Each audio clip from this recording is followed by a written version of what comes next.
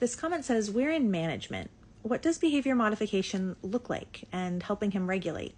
He resource guards space and will dig and shred sofas and beds, so we just have fences everywhere.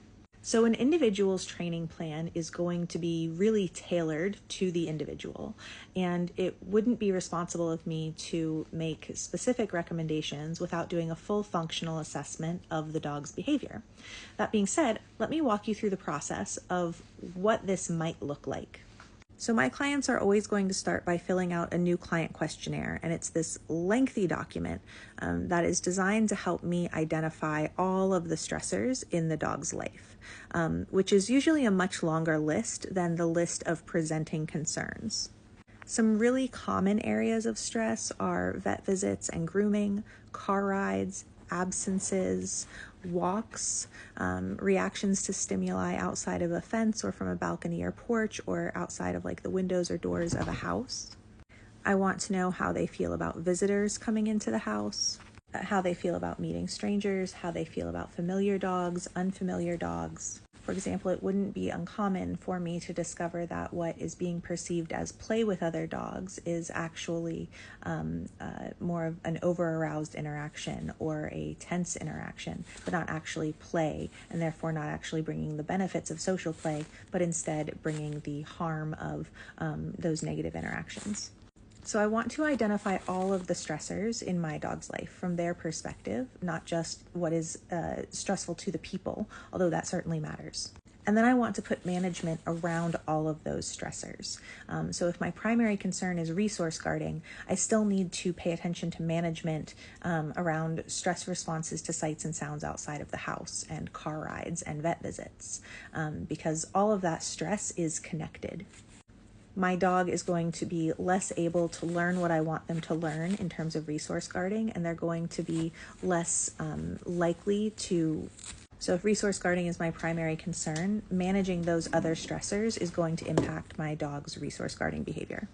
In that my dog is going to be more likely to resource guard, they're going to have a smaller threshold for stress, and they're going to be less able to cope and less able to bounce back from stress if they have these other stressors present. So I think that's the first and most important piece, is to take that really holistic look around stressors.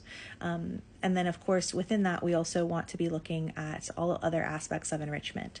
So I want to see how we're satiating physical exercise, how we're satiating mental enrichment, social enrichment. I want to look at sleep hygiene, nutrition, physical health, and pain. I'm going to go through and look for red flags that there might be issues we want to delve more deeply into.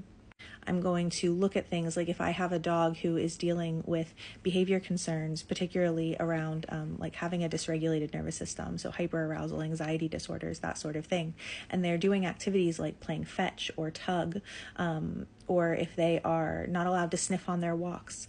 These are things that I want to flag and change. With fetch and tug, I'm going to make sure those high arousal activities are not just bringing them up and then sustaining stress. That's not the right type of physical exercise for that dog. If the behavior is trending towards compulsive behaviors around fetch, we might eliminate that completely. If not, we might do something like on-off switch games to build self-regulation instead of bringing the dog up and then sustaining those stress levels. If there are physical health issues, we might say fetch is off the table, or we want to play tug in a different way. So it really depends, but we want to look at not just are these needs being satiated, but how are they being satiated? Are they actually satiating the dog in a way that serves them? Then we dive into behavior modification. So for example, we might, in one aspect, be working to change emotion, to change the dog's emotional response to someone's approach when they have an item, to change the dog's emotional response towards strangers or sounds or the outside. Changing emotion is most directly done through a process called counter conditioning, best paired with desensitization. And counter conditioning and desensitization are both a scientific processes and an art. And a lot of times folks will think, oh, that didn't work for us because it wasn't done precisely. So it's very important that it's done precisely. But that's not the whole thing. We also want to empower our dogs with agency, the belief that their behavior can impact the environment. Agency is a key part of wellness and well-being. And for a dog, especially, with a dysregulated nervous system, dealing with an anxiety disorder or trauma or hyperarousal, that control over one's environment is vitally important, and also is often reduced even further than that of the average dog who already has a very small sense of agency. Usually we control so much in our dogs' lives. One of the things my dog might need to know is how to move away from things that stress them out. We might need to make sure that they know that they are being heard when they request that space more quietly.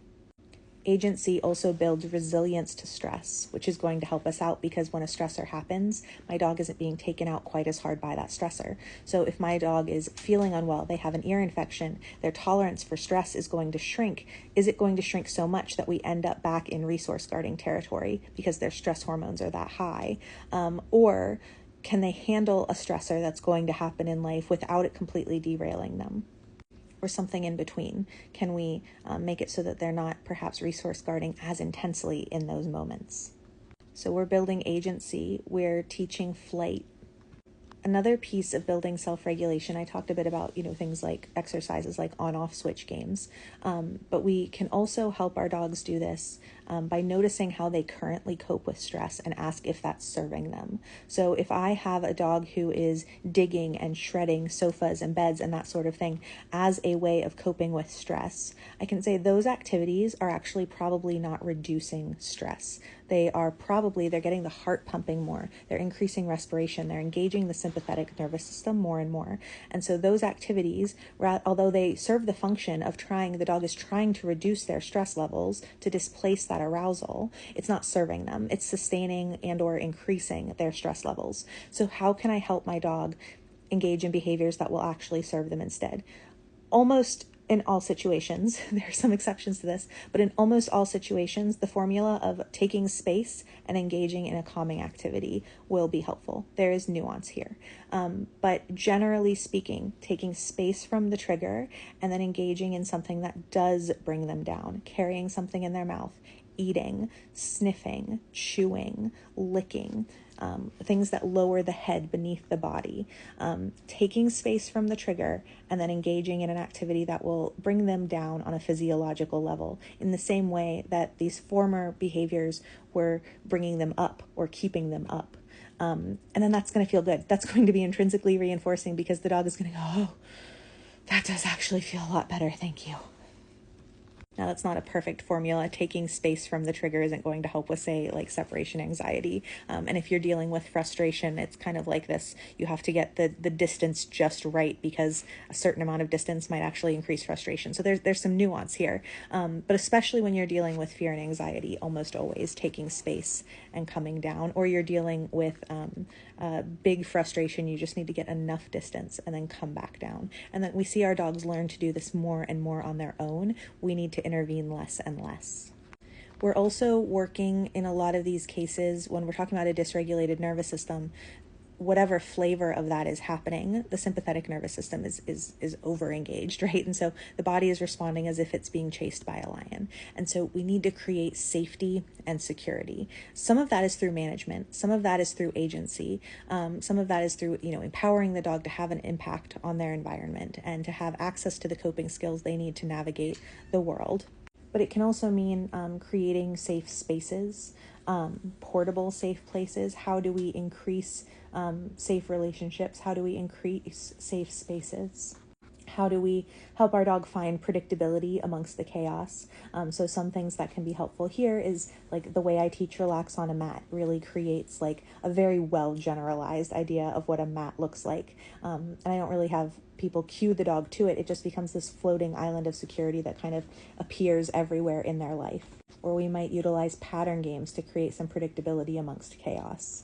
We might play games that build relationship and social skills so that we can increase safe relationships, whether that's with other pets or people in the home.